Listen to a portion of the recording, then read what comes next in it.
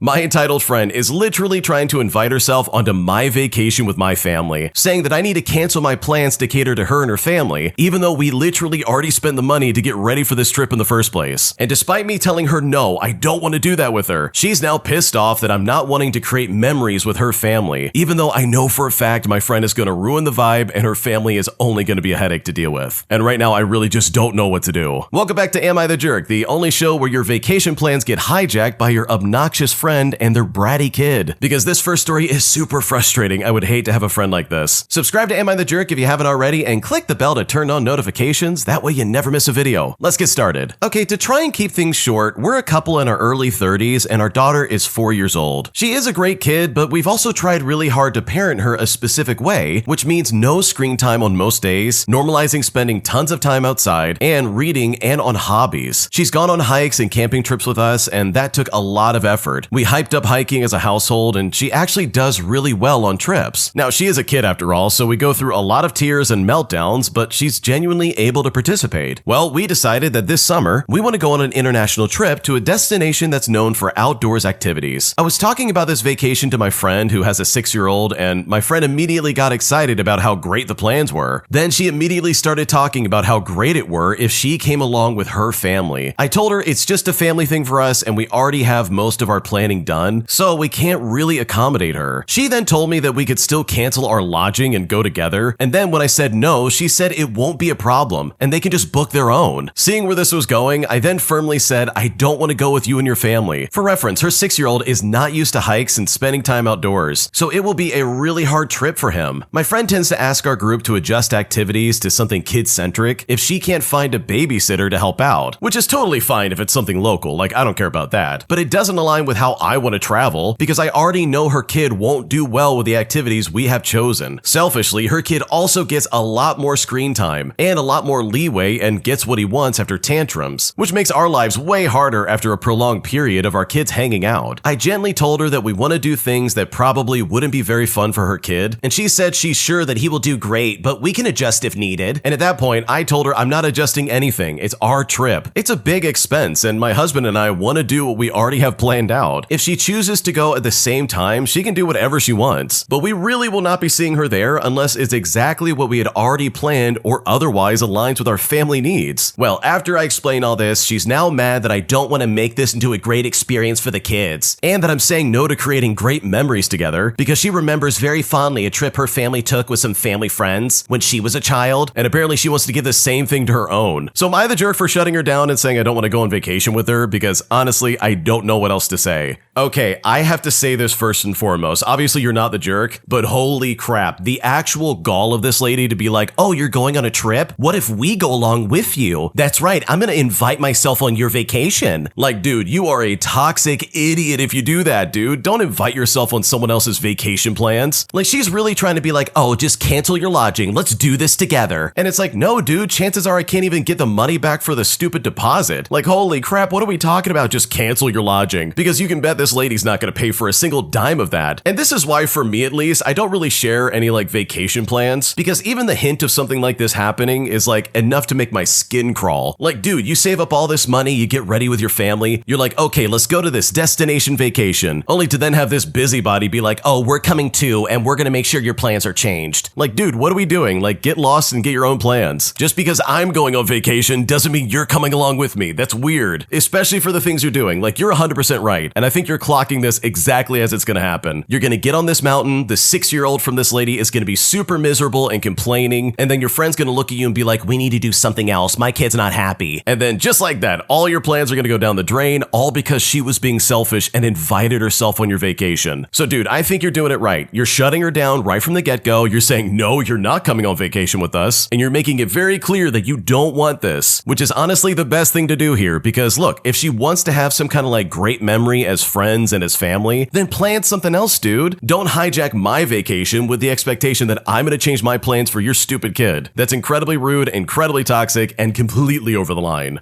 If you like Am I the Jerk and what we're doing over here, please check out Am I the Genius. It's going to be linked down below in the description. Just click and go ahead and subscribe to them. And also, if you have your own stories you want to submit, go to amithejerk.com/submit if you want to submit your own stories. We're reading them all the time and we're picking out the best ones, so trust me, we would love to hear what you have to say. I'm convinced that my date literally stole money from me on Venmo, as I discovered $150 missing from my account, as well as multiple failed attempts to log into my bank account on my phone. And I honestly don't know what to do with this information, especially because this guy is getting super defensive when I confronted him about it. Here's what's going on. I'm a 24-year-old female, and I met this guy about the same age as me on Bumble, and we decided to go out and get some coffee. A few days afterwards, he came over to my place and watched a movie, and I ended up falling asleep. Before that, he asked multiple times things that I thought were just out of curiosity, like what do I do for work and what kind of assets do I have, which was kind of weird in retrospect. And naturally, we both used our phones next to each other, so I assume he saw my passcode. He left as I was sleeping, and when I woke up, I noticed there were multiple failed attempts to log into my bank account on my phone. Then I noticed a transfer on my Venmo app for like $150 at around the time that he was at my place. Now, I had the intuition that it was him because I couldn't explain it any other way, so I called him a few times, and when he responded, he was really angsty and said, "Why are you calling me this much? I'm sleeping." I then explained the situation to him, and guess what? He immediately got defensive. He called me an idiot and asked for my bank account number to send the money to me because according to him, $150 is nothing to him, and apparently I'm blowing things out of proportion. He also says he doesn't have the app Venmo, and he still hasn't sent me the money. I reported to the app, but I don't think anything will ever come of it. And yes, I do realize I made multiple mistakes, but I also never interacted with people who would act like that. So am I overreacting here? Because honestly, I'm not sure how else to explain the missing money, and I don't know what to do.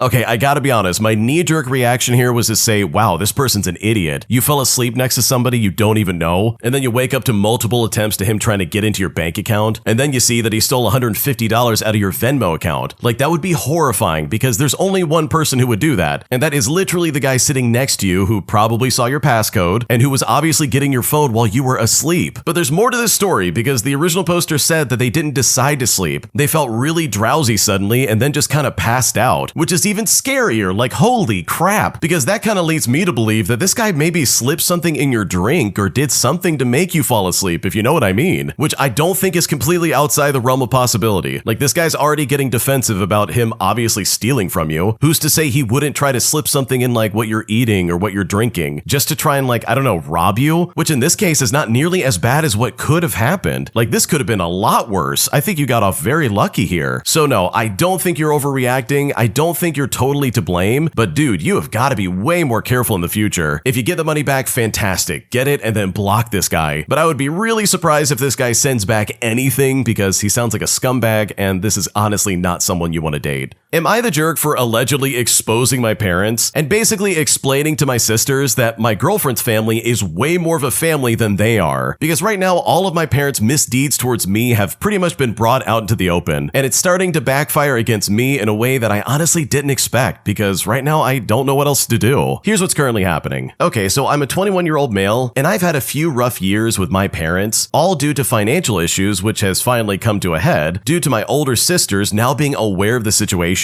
For a bit of context, my parents have more or less cut me off financially for the past 3 years, ending my dental completely and being at the lowest tier of medical and car insurance with me still paying for everything. I've also had to drop out of university and I go to my state's community college due to not having any financial support. My college fund, as my parents would put it, was like $200 my mom took out of my bank account and put into a high-yield savings account, which only grew like $70. But I now live with my girlfriend of 2 years and her family. Now, this has caused tension with my parents as they've been retired ever since I was 16 years old, partially because one of them just didn't want to work anymore, and they've recently gone on multiple first-class trips to Hawaii, Peru, and China, while also saying that they're completely unable to help out, saying instead, oh, it's their turn now. Recently, we had a family gathering where my sisters asked about how university was going, and I reminded them that I had to drop out and that community college is fine, but it's really difficult due to having to work full-time alongside it. My oldest sister heard this and she was confused, and she then asked my parents why haven't they helped out. This then caused my mom to dodge the question, saying they're on a tight budget and a schedule, but I also excused them as saying, well, you guys didn't get a college fund, so it's not like this is a new thing, right? But actually, this was new. My mom had matched whatever money my two sisters saved for college, while my oldest sister had assistance from her dad, who's from my mom's previous marriage. My parents didn't tell my sister any of this, mostly because they just never asked, in which my sister thought I was getting similar treatment. Now, I will admit I got a bit carried away after learning this, and I started telling my sisters all that has happened, with me dropping out, routinely giving plasma just to make some money, joining the military, which is an entirely different story in and of itself, and working full-time for the past 2 years. I then brought my girlfriend into this, as her family has actually even set up a house for us, while my mom has basically done nothing but give me the number of a real estate agent friend so she can get experience. This left my sister upset with my mom, and my mom being upset with me for painting them as villains. They have since tried to make up for it by offering to fully pay off my car or helping with a home loan, but I've refused them all out of spite. However, the rest of my family is saying that I'm in the wrong for airing out my dirty laundry and needlessly causing drama in the family to get back at my mom. My girlfriend does back me up on this, but has started to say that she didn't like me bringing her family up, as now my mom is even more against her. So am I really in the wrong here? Like, did I do something so irredeemable that it is somehow my fault all this is blowing up? Because I really just don't know what to do here.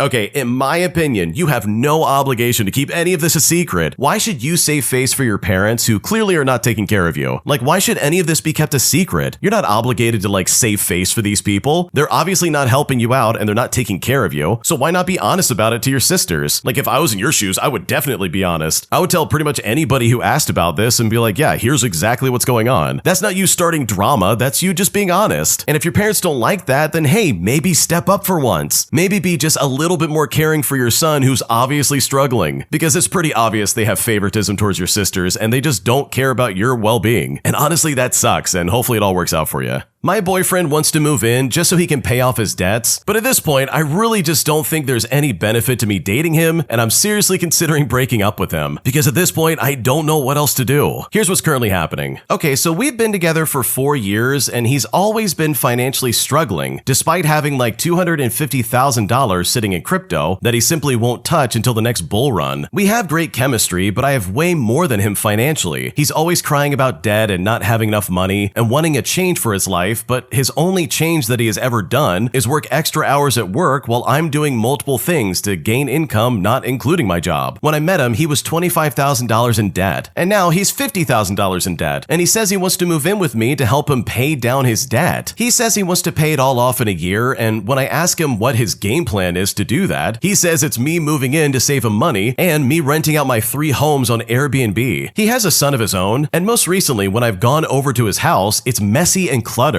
And he says it's because he's so busy working and he has no help at all. But here's the thing, I have a son as well, but I have a feeling this is going to greatly benefit him, as he will have live-in help to cook and clean while also paying his debt. He makes about $5,000 more than me yearly and says that when I move in, we'll live on one income. And I'm just like, okay, how, when you're like barely making yours on your own? I live very comfortably because I live below my means. And before he realized he was in so much debt, there were Amazon packages and purchases made just because they were on sale, or it was something he absolutely had to have. For reference, I'm 41 and he's 36. I want to break up at this point because all I see for my future is helping him, as well as struggling and just not really getting any benefit for me in the long run. So what do you guys think? Because right now I don't know what else to do. Holy crap, this guy is absolutely a deadbeat. This guy doesn't want to move in together because he wants to pay off his debt. He wants to move in together because he can't pay off his debt. He has no money management skill. Like, I guarantee you that debt's gonna go up the second you guys move in together. And now you've got an extra person who's not taking care of the house in your home. Like, holy crap, all that mess and clutter, guess what? It's gonna come to your house. And then you're gonna be like, oh my God, I wish I never let this guy move in here. So if I was in your shoes and I was dating someone like this, dude, I would kick them to the curb. I would never stick with them. There's no way I'm gonna date that. This guy has literally doubled his debt since you guys started dating, and he refuses to clean up his life. Like, literally, that is so gross. I understand working all the time, but you really can't take like 30 minutes to just clean up the kitchen or like, I don't know, do something about the dining room that's overflowing with garbage. Seriously, there's no excuse. Like, just take the time and do it. It really is not that hard. So yeah, I would break up with him because he could do way better than this guy. My girlfriend keeps hanging out with guys who clearly want her for the wrong reasons, especially a guy who kissed her on the cheek while she was drunk. And now I feel like I'm at a crossroads because I definitely know we established these boundaries early on, and it really seems like my girlfriend doesn't respect it or is even trying to live up to it. And at this point, I really just don't know what to do. Okay, I need some honest advice because I'm not sure where to go from here. On our anniversary, I was traveling back home from abroad. During that time, my girlfriend texted me saying she was very drunk and that some guy who's around 7 years older than her kissed her on the cheek. She was at a bar with friends and they joined a group of guys. That situation really hurt hurt me a lot, but I chose to forgive her and move forward from there. Well, about 3 months later, I went abroad again, and one day she told me that the same group of guys invited her and her friend over to a barbecue. And guess what? The same guy who kissed her would be there, and she admitted that he shows interest in her, and honestly, it seems like the others do too. She then asked if I was okay with her going, and I said, do what you want, but I think that was a mistake. I didn't want to control her, even though I was uncomfortable. They didn't go that day, but the next day she went to the same bar again, joined the same group of guys, and later went to their apartment to keep drinking. And now I'm stuck. On one hand, she hasn't really admitted to doing anything beyond that, but on the other hand, I feel like she keeps putting herself in situations that cross my boundaries. I'm not trying to control her, but I also feel like this is disrespectful to our relationship. I mean, at the beginning of our relationship, we clearly discussed boundaries regarding opposite gender interactions, as well as situations we might not want to be in. We were fully aligned at the time, and we agreed on what is and isn't acceptable for both of us in a committed relationship. The issue is that recently she's been repeatedly putting herself in situations that directly go against previously agreed boundaries, including situations she herself said that she would not be comfortable with if the roles were reversed. From my side, I've been trying to respect her freedom and avoid being controlling, but at the same time, I feel like the mutual expectations we had at the beginning are no longer being respected equally. Also, when we are long distance, problems like this tend to appear and escalate, and right now the relationship feels unstable, and she has said that she's not willing to discuss or work on these issues until we meet again in person. So seriously, what do I do here? Because I really just don't know how to handle this. Okay, dude, your girlfriend is doing this on purpose, or she's like already cheating on you. I've got to be honest, like this really does sound super sketchy. If she cared about you, she would not be going out of her way to hang out with these guys, or even be around the guy that kissed her on the cheek. Like, what is she doing? She's almost like setting up the scenario where like, yeah, this guy could make a move on her, you know, where she's drunk and vulnerable, but she's not doing anything to protect herself. She's just like, okay, well, I guess if it happens, it happens. And that is super toxic, dude. And that is absolutely going to lead to her cheating on you. Some accident's going to happen and she's going to be all crying and be like, I don't know how it happened. But it's like, yeah, dude, I can absolutely explain how it happened. You put yourself in situations with guys who are clearly hitting on you, who clearly think you're attractive and want to get with you. So it's like, why would you ever be surprised if that actually does happen? So for me, this would be a deal breaker unless like some serious changes happen almost immediately. And I would also reiterate those boundaries as soon as possible, even if it is through text messaging or whatever means you have available. Like, dude, I'm not going to wait till I get home in person. I'm going to say it now. This is important, dude. Like, you can't do that to me, because otherwise you guys might as well not be in a relationship, which if it keeps going in the way that it's going, I can kind of see that happening pretty much regardless. My partner of 5 years literally has beef with people everywhere she goes. And after dealing with this for so long, I'm honestly exhausted and I don't know what to do about it. Here's what's going on. Okay, we've been together for like 5 years now, and I've got to admit, she's always done this, but I just kind of blew it off because I know she just struggles with insecurity and had a rough childhood. And while she did grow up extremely well off, she did grow up with a very volatile parent. But now what she's doing is almost causing problems everywhere we go. For example, we were at the bar having what I thought was a great time, but suddenly she gets upset at me for not defending her honor. And I'm really confused, so I just ask her, okay, what does that mean? Well, apparently she perceived that the woman next to us was glaring at her, and she wanted me to stand up to her and call her out for it. But I had no idea if this was even true. Things like this happen all the time, by the way. It's like she scans the crowd and waits for someone to do something that she perceives as like against her, and then wants me to defend her honor. And it's always stupid stuff that usually has like an innocent explanation.